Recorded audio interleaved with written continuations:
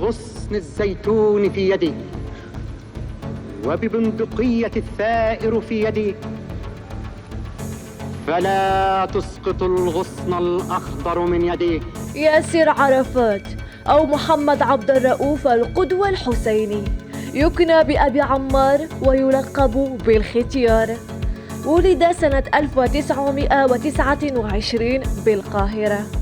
سياسي وزعيم فلسطيني، يعتبر من شخصيات الصراع العربي الإسرائيلي المحورية. ارتبط اسمه بالقضية الفلسطينية طوال عقود، وتحيط بحادثة وفاته تساؤلات وشكوك حتى اليوم. يصفونه الفلسطينيون بالظاهرة التي لا تتكرر.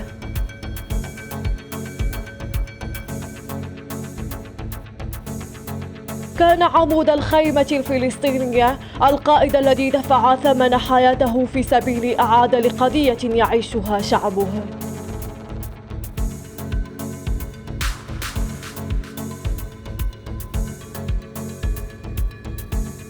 توفيت والدة ياسر وهو في 4 من عمره، حيث أرسله والده إلى القدس، وهناك بدأ وعيه يتفتح على أحداث ثورة 1936.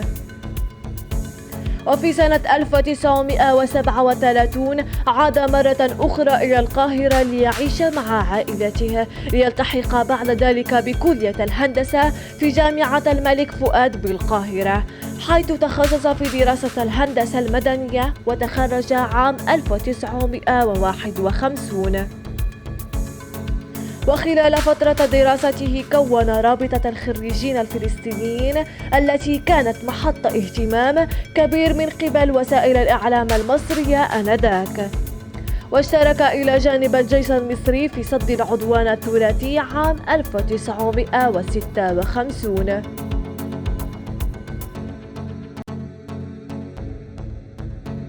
كرس ياسر معظم أوقاته لقيادة النضال الوطني الفلسطيني، مطالبا بحق الشعب الفلسطيني في تقرير مصيره.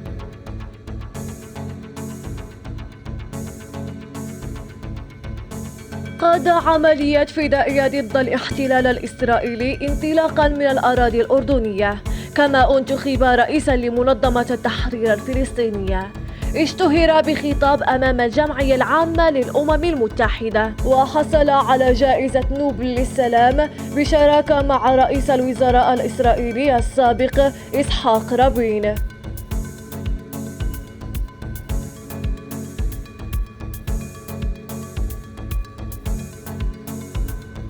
قاد النضال الفلسطيني بوحدة وطنية، فصار أباً للهوية الفلسطينية.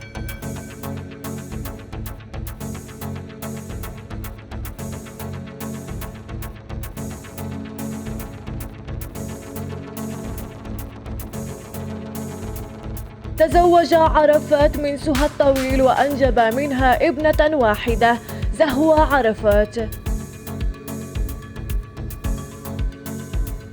توفي عرفات في 11 نوفمبر 2004 في مستشفى عسكري في باريس. لم يعرف سبب وفاة عرفات على وجه التحديد، لكن الكثيرين قالوا أنه اغتيل، في حين لم يتم تشريح الجثة.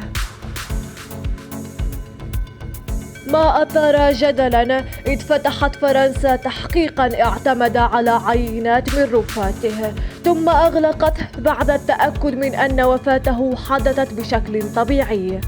لكن الفلسطينيين يتهمون إسرائيل بتسميمه بمادة البولونيوم المشعة، ولم تتوصل السلطات الفلسطينية حتى اليوم إلى دليل يثبت اغتياله.